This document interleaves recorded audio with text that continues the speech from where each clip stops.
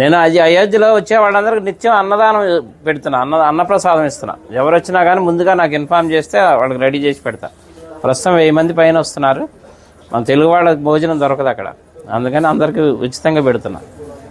ఇంతకుముందు రాముల వారికి 5 వెండి ఇటుకలు ఇచ్చాను శంకుస్థాపనకు. మోడీ గారు శంకుస్థాపన చేశారు కదా, నా అదృష్టం బాగుండి ఆ ఇటుకలతోనే శంకుస్థాపన చేశారు. దాని మీద ఇప్పుడు గుడి తయారైంది. తర్వాత రాముల వారికి బంగారు పాదుకలు చేయించా, వెండి పాదుకలు, బంగారు పాదుకలు. వెండి పాదుకలు తీసుకొని దేశం అంతా అన్ని దేవాలయాల్లో పూజలు చేయించా. బంగారు పాదుకలు తీసుకొని రాముల వారి రామేశ్వరం నుంచి అయోధ్య వరకు నడిచి వెళ్ళాను. అది కూడా రాముల వారు నడిచిన దారిలో వెళ్ళా, డైరెక్ట్ వెళ్ళిపోకుండా వెళ్ళి ఇప్పుడు అక్కడే స్థిరనివాసం ఉంటున్నాను. తర్వాత ఇప్పుడు ధనుసు చేయించా 14 కిలోలు.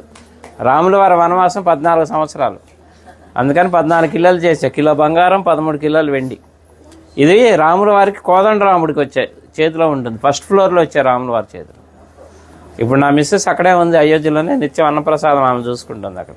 వచ్చి చెన్నై అండి, జిఆర్టీ వాళ్ళు చేశారు. అలాగే నేను ఒక పెద్ద గుడి కడుతున్నా అయోధ్యలో.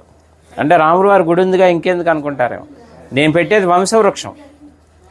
బ్రహ్మ దగ్గర నుంచి లవకుశుల తర్వాత కూడా 20 మంది ఉన్నారు, ఇంకా మొత్తం 64 మంది.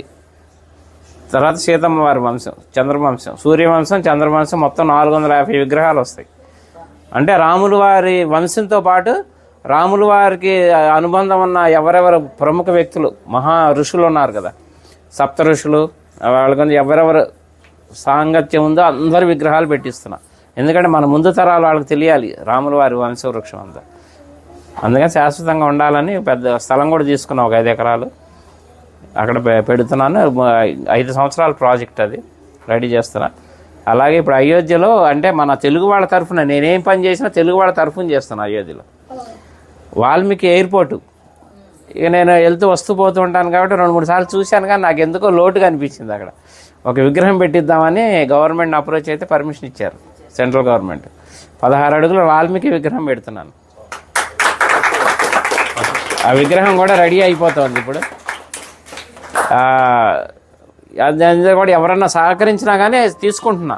ఎందుకంటే భక్తి నాకు ఒక్కడికే కావాలని కాదు, పుణ్యం అందులో అందరినీ భాగస్వాములు చేయాలి, ఎందుకంటే దైవ కార్యం. అందుకని ఎవరన్నా చేస్తే వీళ్ళున్న వాళ్ళు చేయొచ్చు. అనుగ్రహం మొదలుపెట్టాను, వర్క్ జరుగుతుంది ఫాస్ట్గానే. మార్చి ఏప్రిల్లో విగ్రహ ప్రతిష్టాపన అయోధ్యలో.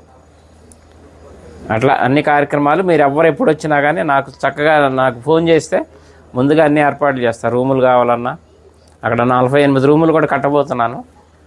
వచ్చేవాళ్ళు ఇప్పుడు ఉన్నాయి, ప్రస్తుతానికి 4-5 ఆశ్రమాలు తీసుకున్నాను, మన హ్యాండ్ ఓవర్లో ఉన్నాయి. ఎవరు వచ్చినా అకామిడేషన్ అది ఏర్పాటు చేస్తాను అయోధ్యలో. నా నంబర్ కూడా నోట్ చేసుకోండి, 9550-754-389. చల్లా శ్రీనివాస్ శాస్త్రి అయోధ్య అని పెట్టుకోండి.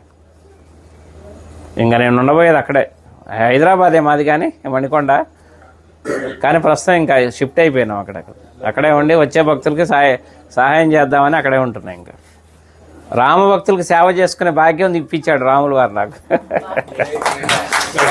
ఎందుకంటే నిన్నే బాలరాముడు ప్రతిష్ట నిన్నే 1 year. అందుకే మా ఆవిడ అక్కడ ప్రసాదాలు తయారు చేసి మాకు అవకాశం ఇచ్చారు. ఇప్పుడు 6 రోజులు మొత్తం లోపల ప్రసాదాలు పంచే అవకాశం కూడా ఇచ్చారు. నిన్న మొదలైంది కార్యక్రమం, అందరికీ వినియోగిస్తున్నాం.